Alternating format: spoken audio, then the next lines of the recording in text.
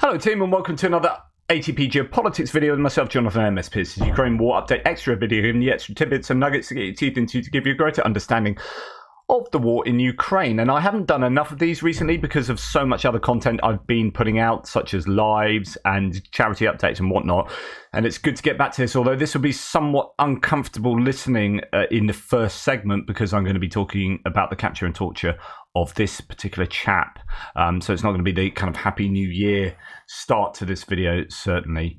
Anyway, I think it's important to talk about these things to understand the reality of what is taking place, not necessarily on the front lines, but behind the front lines in prisons and torture chambers that the Russians have apparently institutionally, systemically been using.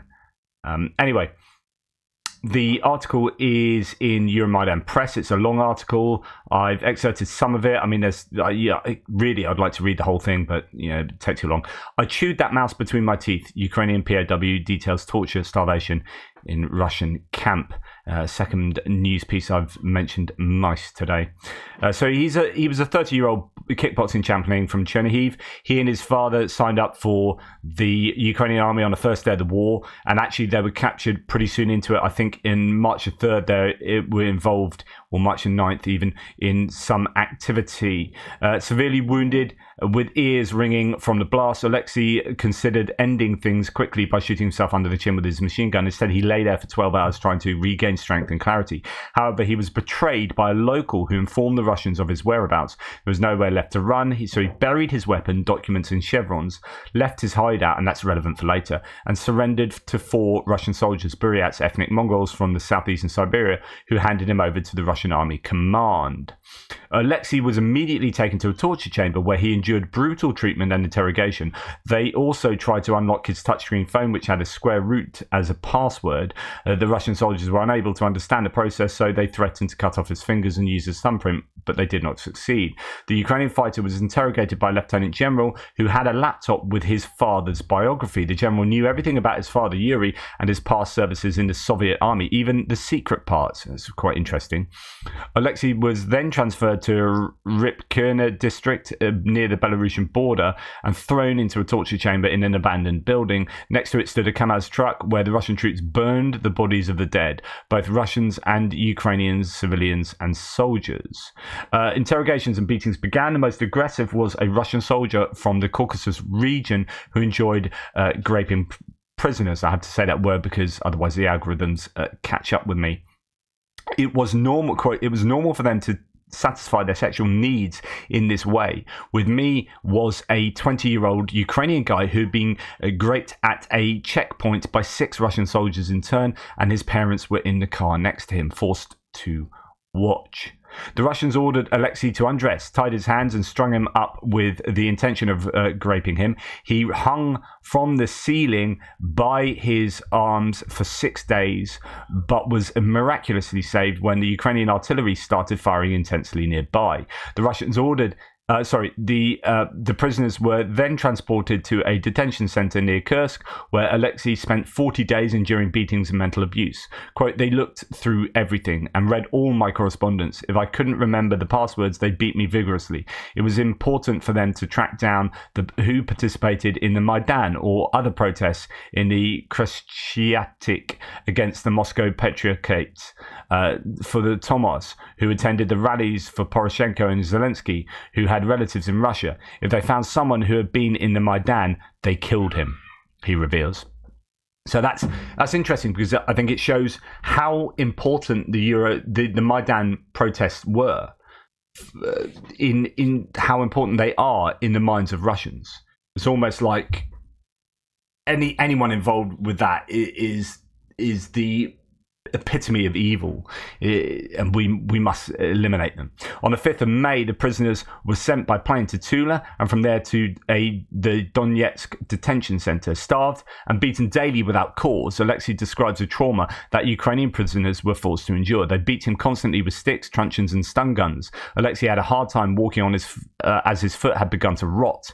His head, arms, legs, and anus were bleeding profusely. The women prisoners were also brutalized. I used to weigh 102 kilos, but in captivity I lost 40 kilograms and 6 centimeters in height, down to 186 centimeters. My ribs and fingers were broken. They cut the tendons in my thumb, saying, "You were shooting our soldiers with this finger." There was no compassion, neither for me nor the younger conscripts aged 18 to 19. They scratched the letter Z with a nail on their cheeks to distinguish them from the contract soldiers, he testifies. Alexei attributes his resilience and survival to his strong physical condition. In civilian life, he practiced kickboxing every day, ran daily, and exercised in the gym. But now, despite being an athlete who could previously do 35 pull-ups, his health deteriorated rapidly. He recalls being forced to squat 500 to 1,000 times nightly alongside wounded prisoners. The only woman prisoner he saw was a 23-year-old Ukrainian language teacher, psychologically shattered. The other prisoners were mostly civilians. For no reason, the Russians threw Alexei into a punishment cell. The sewage system was leaking and urine and feces flowed into his cell. The stench was nauseating. Detailing the brutal conditions, he says, quote, "We were allowed to go to the toilet once a day for 1 minute. The rest of the time we had to stand 18 hours a day. They were ordered to spread their fingers wide open and motionless. The guards made sure that no one closed their eyes. If anyone moved, the door would open. The guards would come in, drag the prisoner out into the corridor and beat him savagely with their boots or truncheons." So on and so forth. CCTV cameras monitored every move. More and more details there. The cruelty continued in solitary confinement, a damp, mouldy basement room designed to break a person's morale. According to Russian law, a person can be confined for 5 to 7 days, but Alexei spent 108 days in solitary. A fellow prisoner, a Ukrainian officer, 136 days. Alongside beatings, the abuse aimed to dehumanize. Prisoners had to shout loudly in their cells on command, performing rituals like shouting insults, jumping and squatting endlessly. Quote, "We were ordered to shout, Zelensky is an effer, Biden is an effer, Stoltenberg is an effer, Putin is our president." Besides endless beating and physical and mental abuse, food deprivation and starvation were part of the daily ritual. For breakfast, the prisoners were given a piece of bread with 2 spoons of groats and water in which the Russians had boiled their buckwheat or rice. For lunch, there was a watery soup with cabbage, and for dinner, again, chaff mixed with water. Sometimes the prisoners received boiled fish intestines and with the heads. Alexei ate everything. Once he got a piece of boiled onion, he chewed on it for a long time, making it last, enjoying the taste and flavor. One day, Alexei brought an earthworm in from the walk in the prison yard. He wrapped it in a rag, put it in a cistern, and forgot about it. A week later, he took it out, and there was a whole brood of squirming worms. That was Alexei's first protein in a long time. He ate them all and admits that since his captivity, he's never enjoyed chocolate with as much pleasure as those worms. Incredible. One day, starved and desperate, Alexei finally caught a mouse that he had seen stalking for several weeks. But the warders saw him moving around in the cell, which was forbidden. Quote, "To prevent the mouse from escaping, I put it in my mouth. I pressed it down with my teeth so it couldn't run into my throat. I gnawed at my palate, bit through my tongue. I was holding the mouse as tightly as I could between my teeth," he recounts. The guards began beating him savagely, aiming at his right kidney. They pounded savagely, and all the while, Alexei clenched his lips, holding the mouse firmly between his teeth. Blood flowed from the mouse bite in his mouth, and the guards suddenly thought that they may have damaged his kidney, and the torture stopped. I crawled back into the cell through the feces on the floor. I barely had the strength to stand up, but my heart was full of joy. I didn't feel any pain. I realized subconsciously that I was chewing meat and it would help me live until the morning. My mouth tasted of blood and liver. Tufts of hair were stuck between my teeth. I spat out the mouse teeth. I chewed the tail for a long time. It was like chewing a hard piece of gum. Just incredible, the desperation that obviously people in these situations have to go through to merely survive. And there's more detail to continue. And it talks about his father, who was involved Alexi's father, an experienced soldier, had not believed that the war would come to Ukraine, often dismissing it as a joke. He died in Lukashivka after leading 40 people out of an encirclement, then returning to blow up several enemy tanks with a grenade launcher. On that day, locals saw Russian soldiers capture him and 4 other Ukrainian soldiers. They witnessed the Russians torturing the captured soldiers inside the Lukashivka church before burning them alive. They then dumped the burnt remains along a road between the neighbouring villages. Searchers eventually located the body of Alexi's father, which DNA tests later confirmed. And then, you see pictures of Alexei before and after, going from being this, big, strong, buff lad to someone who is very, very much thinner and more emasculated. Emaciated, sorry, is the correct word. There you go, possibly both. And then he returned to actually dig up his documents and gun later. He was exchanged in a prisoner exchange, and then he's taken 10 months to rehabilitate to where he is now. But the scarring, the psychological trauma that he will have experienced is something that will no doubt never leave him. And of course, that is evidence, first-hand evidence of war crimes. This is not cool. And more example. Is another example of the terrible Russian approach to this war.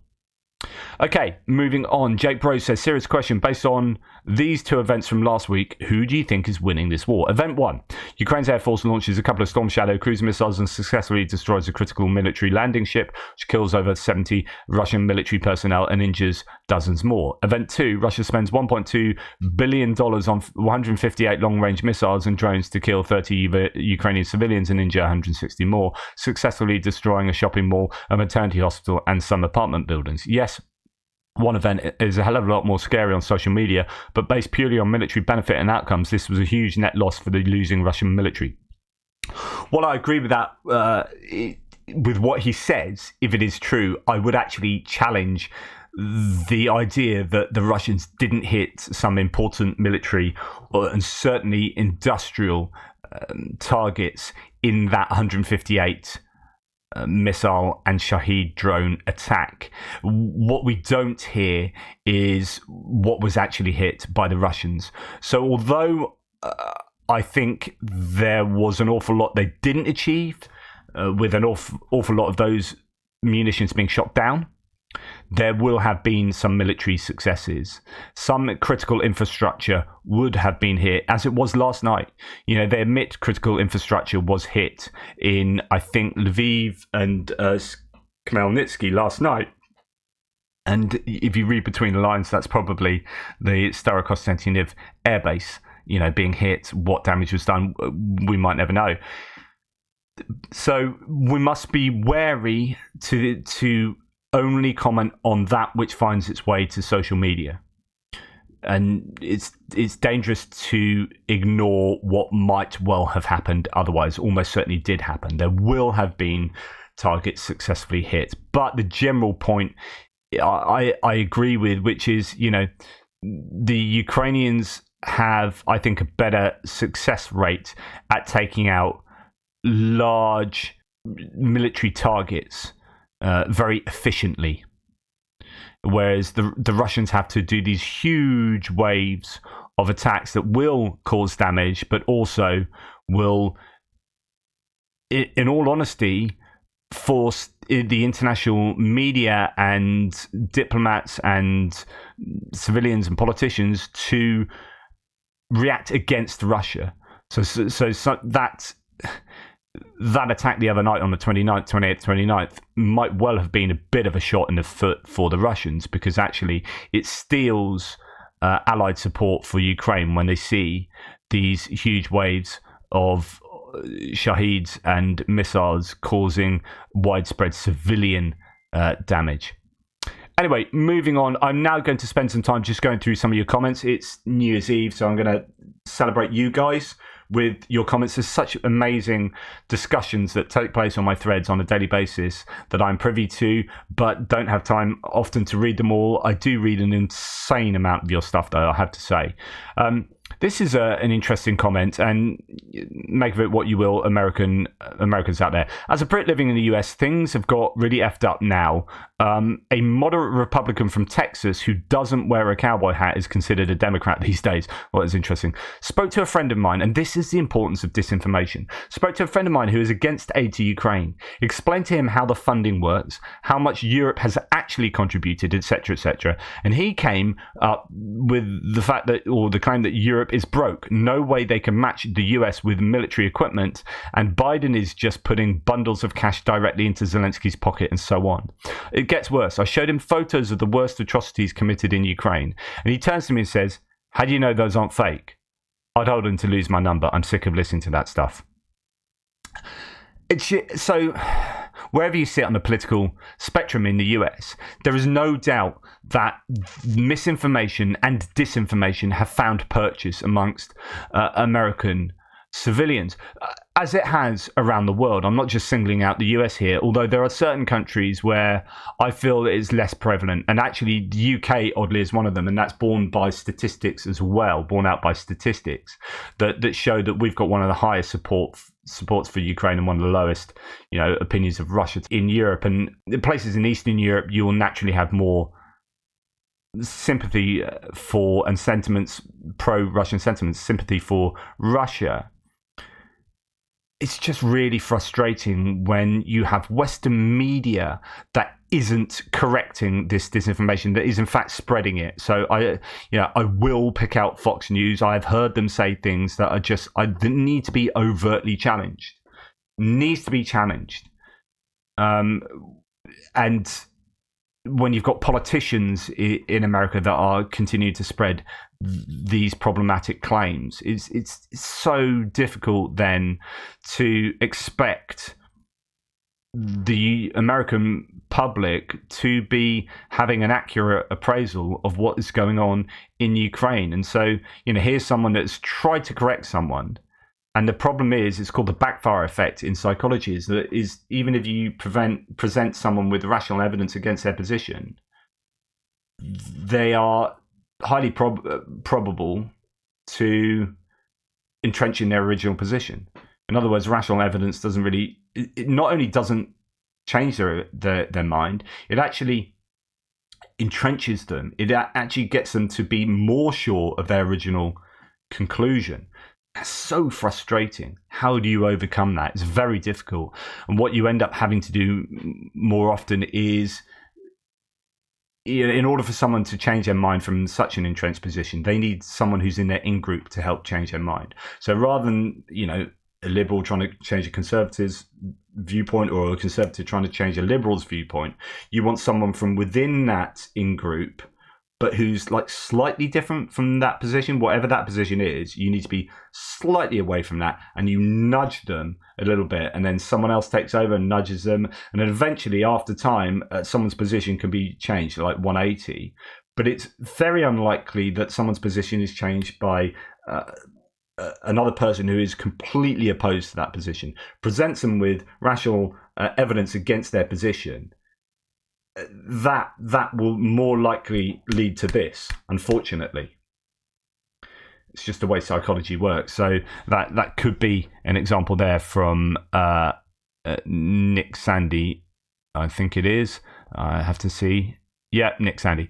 So, thanks for that comment. Interesting. Now, I talked about this idea as a result of what Meloni said, Giorgia Meloni, the Italian premier, and also a couple of other things that came out. We've heard from many people in the US, such as the sorts of people that Nick Sandy was talking about there, who would say, right, the US needs to step away from Europe. Europe needs to spend its own money on this kind of stuff, and we need to not be concerned with issues going on in Europe. And so I said, this is really interesting. There's something to be discussed here. And I said, look, I'm 50. I don't really know where I stand on this.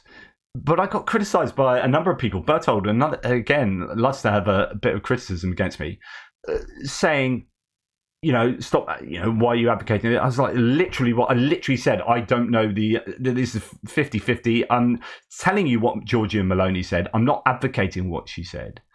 But anyway, this is a really interesting discussion. And thankfully, many of you came on board with this topic and gave me your own opinion. There were many, many really good comments, many more than I can share with you now. I've just randomly picked a couple. But let's talk about this idea. So the idea is, in this big geopolitical game of chess, at the moment, or historically, we've had this situation where the US is at the top of the hegemonic ladder, right, in one part of the world, and or you could argue has been the main global power in the world for a long time, and Russia's been trying to wrest that away from them. And you've had the Cold War, but really America kind of won that one, and Russia became more isolationist. But you have China as well, and now you've got China's overtaken Russia, and China is economically in the top 5 or whatever, and so therefore is this kind of threat to the global hegemony that exists with the US at the top. But with the US being at the top of that ladder, you have had Europe being dependent on the US for security and for all sorts of stuff. Now, the thing is, you can argue from the US point of view, and it depends when you're arguing about what should happen. That is a moral argument, and it is almost certainly going to be a goal-orientated situation. What do I mean by that? When you say what we should do, which is a moral proclamation, what we should do depends on what your goal is. For example, and the example I always give is like, you should change the oil in your car, right? That sounds sensible, doesn't it? But and this is in philosophical language, you have a protasis and an apodosis. The protasis is the if statement at the beginning, and the apodosis is the then statement. And when you say you should change the oil in your car, that's the then statement. You're forgetting the if statement. You're just implying it, because you're implying that, hey, we should always have healthy engines in our car, so we should always change the oil. But what if I was a scientist looking at what the effect would be if I didn't have oil in the engine and how that would affect the engine's performance? Then I should not put oil in my car. In other words, the if statement defines the then statement. It gives that context, and it's the goal. That really is the goal. If I want a healthy engine in my car, then I should change the oil. If I am looking at the effect of not putting oil in an engine, then I shouldn't put oil in my engine. Okay? So what we do is defined by the goal that we set, and that's the protasis. Like, if I want a world that looks like this, then I should do this. But very often we forget to set out the goals because it's actually too difficult in many ways. It's like, my goodness, do I have to think about what the entire world should look like? I've got no freaking idea. I'm just some random dude at home that has a job and goes out 80 hours a week, and I don't need to think about how the world should look. So you intuitively have these moral opinions, these moral intuitions that are often devoid of, well, actually, do they fit into what my sense of what the world should look like, or my country should look like, or my local area should look like, or my relationship with you should look like? We need to set out the goals really before we start doing the moral evaluations. Okay, why am I saying all this? Because what are the goals for, say, the US, or what are the goals for the EU, or for a European nation, or for the UK? Or for a citizen of the world, what do we want the world to look like? Because once you've got that sorted out, then these kind of conversations fall into place. So the question is, should the US take a step back from being the hegemonic supreme power in the world and let Europe stand up on its own 2 feet and do its own defending of Ukraine and become more isolationist? Or should the US say, no, we do need help from the EU, but we are going to keep you dependent upon us? And there you can argue that the EU being dependent, or the European countries being dependent on the US for security, means that the US has power over the EU and European countries and can keep them subordinate and can eke out gains economically and in terms of geopolitical influence and all sorts of other things. In other words, that you can build up different arguments as to what the US should do, depending on what you think the goal of the US should be from a US person's point of view, from an American's point of view. But that might look very different from like a British person's point of view or from a German person's point of view. A German person might say, well, actually, we need the EU to stand up on its own two feet and be more independent of the US. But equally, you could say, actually, we would rather the US does this on our behalf. And actually, they are having a huge army with huge stockpiles that can come in and save us like the world police, because actually we don't then have to spend all this money on the military, and we can spend more money on hospitals and schools and whatever. And so you get people in the US say, no, we don't want that. You should spend more money on military so we can spend more money on like hospitals and schools or whatever. But without realizing that actually built into the fabric of the US economy is what they spend on military, and it's the export of security. I mean, as I keep saying, go and watch the Perun video on the UN on alliances and how the US exports security. And so I'm not giving you any answer here, but what I'm trying to say is that it's way more complicated than you think. And what the US should do, or what Germany should do, or what the EU should do, or what the UK should do, is largely, if not entirely, dependent on what goal you have and what you think the world should look like. Should the world look like a place where the US sits atop a hierarchy, or the EU is on parity?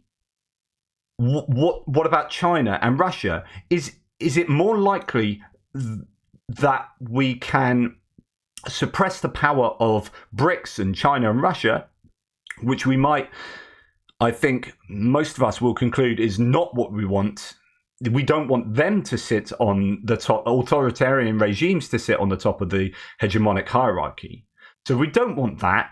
Are we more likely to achieve a suppression of that power structure by piling in behind and subordinate to the US? Or is it more likely that we can do that if we come onto a parity with the US, but then there might be some tensions going on between these two huge blocks, right? The US and maybe Canada and whatnot, and the EU. And so I don't know. I don't know what I want the world to look like in terms of hegemonies. Other than I know I don't want China and Russia, but I don't know what's better. A subservience to the US in terms of military, or spending way more military ourselves and being on a par with the US. Because it means that we end up having to do a load more, but we also get the benefit of a military-industrial complex that is more indigenous to ourselves. At the moment, there's a lot of, America likes, I think, to be at the top of that ladder, that top of that hierarchy, and doing all the work of world police, because in with that they get all the benefit of trade deals and the being the biggest arms exporter in the world by quite a margin, and so there is a benefit for them to be up here. So those Americans who are demanding that Europe pick up, the slack and start doing more, you have to necessarily accept that the US would then recede from their hegemonic status somewhat, and will also recede probably economically as well in terms of the military-industrial complex, but also in terms of the trade deals that they can secure as a result of their hegemonic status.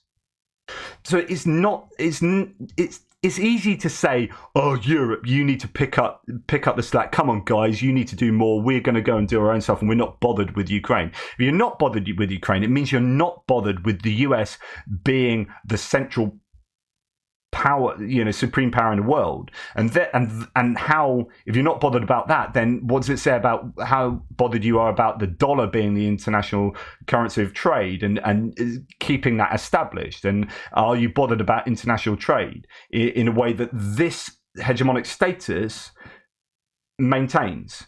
It maintains that economic position that the US has. And I think it's dangerous to be an isolationist and say we're going to recede from getting involved in stuff over there. You can do all that yourselves, which means that EU then becomes more powerful. And you could see maybe in 100, 200 years, with the EU with 500 million people working as a trade bloc, then becomes the global hegemonic superpower and I'm not saying that this will happen, but it's a conceivable possibility. It takes over from the US, and the US might rue that, in a few hundred years' time. Like, do you remember that time where we spent like a couple of decades being really isolationist, and it turns out we were either giving power to Russia and China, or we were giving power to Europe to take our position as the hegemonic supreme power. I don't know. I don't know the answer. I'm just playing around with ideas here. So don't criticize me for advocating one position or another, because I literally don't know. I've not given this enough thought, and I don't know. What I want the world to look like is a place that is the most beneficial for the most people in terms of longevity, quality of life, standard of life. Education, democratic enfranchisement, biodiversity, environmental flourishing, all of these things. That's what I want the world to look like. Whatever system is more likely to bring that about, I advocate for. I just don't know whatever system is likely to do that, other than it's probably not going to be China. And Russia. When you're looking at the way that Russia's prosecuted this war, when you look at the way that China's has done things in terms of human rights, that's not cool. So I advocate some mix of this alternative. It's not really alternative, it's kind of where we're at the moment, but an improved version of where we're at the moment, because I think we're not doing things as well as we could. Look in terms of the environment, look in terms of gap between rich and the poor, so on and so forth. So there are ways that we can improve this. I don't know which version of this is the best. That's a lot of me kind of rambling. Anyway, I haven't even spoke about these. I haven't even read you these comments. Right. I'd say, and this is coming from America First Patriot, saying, I'd say there is a faction of Americans, the current administration, that would support Europe continuing their backseated role. These people get described as globalists by the far right, and unfortunately it's not entirely inaccurate. Geopolitical strategist Peter Zion gives a take that I think accurately reflects a coming world in that globalism is going to break down. And this is famously, Peter Zion does do this. He thinks, many people do actually, that globalism is coming to an end. We as American underwrit that policy, and the world prospered. Unfortunately, Russia and China used that prosperity to build up military force and spread imperialism. We as Americans are not going to continue to underwrite a policy that builds up our two greatest competitors. It's unfortunate for the world, especially the developing world, but American elected representatives of government must put American interests first. Here's the problem though. Putting America's interests first can also be putting the interests of others first, because it's not always a zero-sum game. And this is what Madeleine Albright talked about in her recent book on fascism, about how Donald Trump was very much a transactional president, and he saw things totally in micro financial transaction, where like your gain is my loss and my gain is your loss. But internationally, you actually work together with people. So the EU is an example of positive sum game. It's like, if we work together, we all benefit, right? And it might be we benefit at the loss of others outside our bloc, but that's how blocs work, and that's how NATO works. The entire rationale of NATO is indeed this positive sum game. Article 5. We can't do this alone. Finland can't defeat Russia alone. NATO can defeat Russia. Okay, there you go. So it can be that America's interests outside of America are, in fact, it is that. I mean, that's why there's no such thing as a free lunch, is what I said in international politics. No country charitably gives away money or whatever with no understanding that there will, with no idea that there's going to be some kind of return on investment. So when everyone is piling into supporting Ukraine, it's because it's in the best interest of those nations to support Ukraine. And so on and so forth. So it's really important to understand that there are potential gains for the US outside of the United States, right? Russia's oil and gas interests are almost entirely propped up by that globalist system. China's whole economy is based on that international trade, which is why they are so afraid of European and American sanctions, as you accurately noted. The US is taking note and moving some allies into agreements, and our sphere even more. USMCA, AUKUS, Japanese trade agreements and defense force build-up, etc., Brexit, etc. Yeah, I mean, all when you look at opinions on Brexit, that's quite, and I don't want to go down that whole for or against Brexit, but it's interesting that Obama was for the UK remaining in the EU because I think he saw that to the benefit of the US in geopolitical terms and in strengthening the EU and in the UK being a positive force within the EU. Whereas Trump saw it a benefit to the US, so he supported Brexit, rather like Putin. Putin supported Brexit for his own reasons. Trump supported it, I think, because he thought he could take advantage of the UK more easily, being outside of the EU, and it would also weaken the EU. And that would be, instead of being this positive sum game where the EU is going to be useful for the US and working together, it's probable that Trump saw it as the EU are our competitors, and it's kind of similar to Putin, therefore. So the UK out of that means that we can take advantage of either of them more, with them being separated, and I think that's part of his transactional thinking there. So anyway, I digress. You see all of these blocks here as useful in for each nation in this positive sum game approach. Like AUKUS is the US saying, right, we're gonna struggle on our own to do things with submarines and this, and actually we get together with Australia and the UK. The total is greater than the sum of its parts.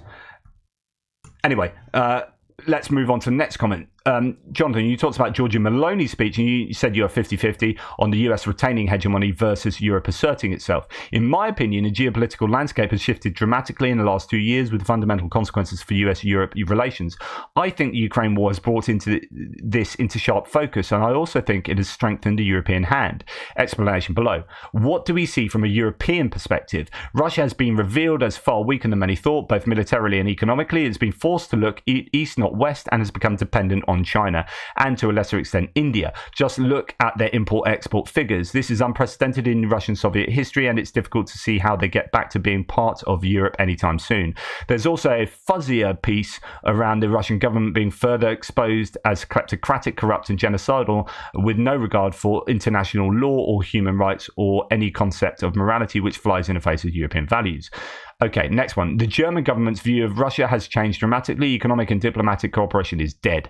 Furthermore, the Germans are making a significant investment in their armed forces and armaments industries. These are both massive changes. Next, NATO has been strengthened significantly, Finland and Sweden membership, as well as reinforcing the Baltics and Eastern Europe, and is getting its act together, we think, on its armaments industry. In addition, the NATO relationship with key partners has been strengthened, notably Australia, Japan and Korea. Next, Poland is emerging as an important European power, at least diplomatic and militarily. This is important because they are becoming an increasingly powerful voice representing the states near Russia. There's no doubt Europe has closed ranks in the face of common threat of our democratic and humanitarian values, Hungary notwithstanding, although it took a bit of time for Germany and France to wake up. I think the answer to your question on US-European power balance depends very much on the US. What is the US perspective? And of course, whatever we think will be dependent on who we are. Like, what I think is going to be somewhat dependent on me as being a British person, as I've already said, and also a global human being. Are you a US isolationist? Are you a US globalist? Are you a European? Where you are coming from will define where you arrive. I think it's important to understand that the US needs allies. In all the major conflicts since World War II, and indeed before, the US has always assembled or been part of a coalition, even if the military contributions of some allies has been small. In Korea, it was 16 countries, belligerents. In Vietnam, 9 countries. First Gulf War, 6 countries. Iraq War, 5 countries. Afghanistan War, 8 countries. In addition, the US has always sought diplomatic support from other allies, as well as the UN. There is no doubt that the US sees China, not Russia, as a major threat and are pursuing a policy of containment. The speeches of US politicians, commentators, and the administration, as well as strengthening of NATO and ties within with Australia, Japan, and Korea, is a sure sign of that. Next, the US needs European support to be successful in containing China. The quote comprehensive strategic partnership of coordination for a new era signed between China and Russia represents a fundamental shift in global geopolitics. Do not underestimate this. True.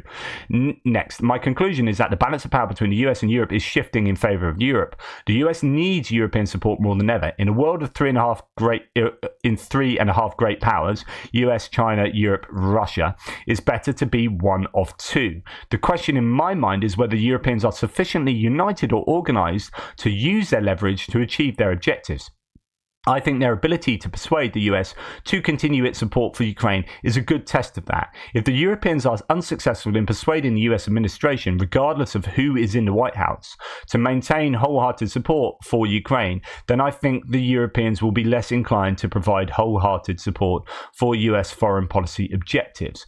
What a really interesting comment there from Nick Stanton. I really appreciate these sorts of comments that give so much to think about. Again, I don't have a conclusion to this topic.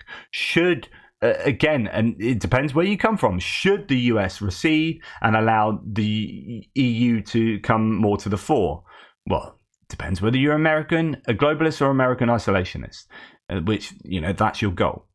Or it depends whether you're European globalist or isolationist, or a UK globalist or isolationist. And I see the UK, this is why I was against Brexit, because the UK going out of one of the biggest trade blocks, if not the biggest trade block in the world, taking us out of that and having to renegotiate every other trade deal puts us in the weakest position. We still, 7 years later, we still haven't got a trade deal with the US and Canada.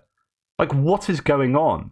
So, the latest poll coming out that now, a large majority of people think that Brexit has not been a benefit to the UK. So you've seen about a 50% shift from the leavers away from thinking it's a benefit. That's massive. But nonetheless, aside from arguing about Brexit, for me, I come at this from a globalist point of view, where if we want to solve global problems, we have to work together globally. And if we fragment into lots of individual states, then the ability for us to do that is constrained, is constricted. We can't work as effectively together if we retreat into little England or little whatever, or little US, into America first.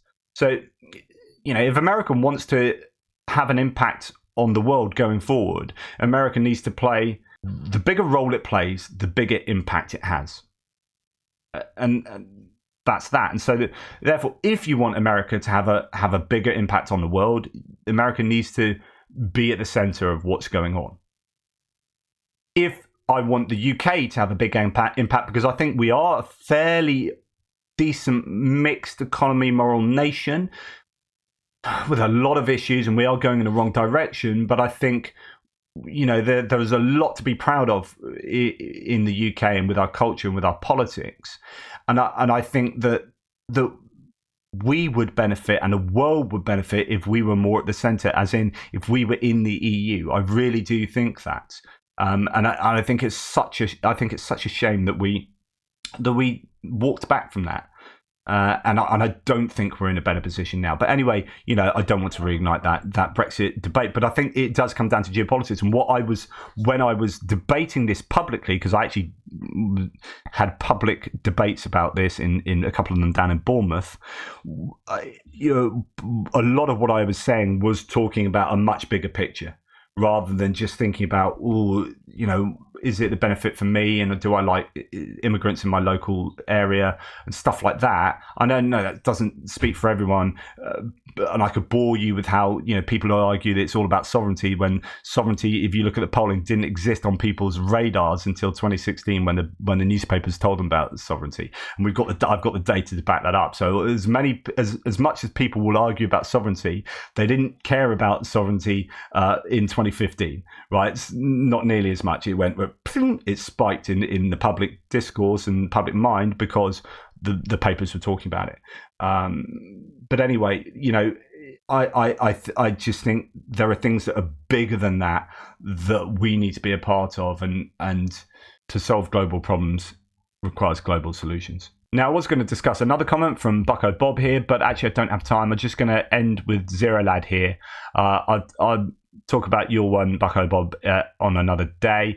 Greg's charity is the best. I gave 3 sets of thermals on Amazon and a 601 on his other portal, so he's paid for a whole drone by the looks of it. I just feel like I cannot wait around for my government to pull its collective head out of its ass and give Ukraine what it needs to survive as a sovereign nation. Thanks for what you do. I just wish you had better news to report besides Russia continuing to sacrifice a generation of men for a lost and unjust cause. Thank you so much, Zero Lad, for helping that charitable cause. It's really, really important. Really appreciate your support there on behalf of Greg and indeed Darren Gerdes too. So thank you, and really on behalf of the Ukrainians who will receive it. In the meantime, guys, Happy New Year. Really appreciate all your support. The members are so important to me, and thank you for your membership. Thank you for those who kindly gift memberships. You are incredibly generous. All of you who support my channel are insanely generous, and I thank you so much from the bottom of my heart for that. I will try and get a frontline update out later, but I can't guarantee it. It depends how the day goes. All the very best to you, and thank you so much to JR, who helps with the mapping, and Grimsoft in the Discord, who is a legend. Take care, everybody, and speak soon. Toodle pips.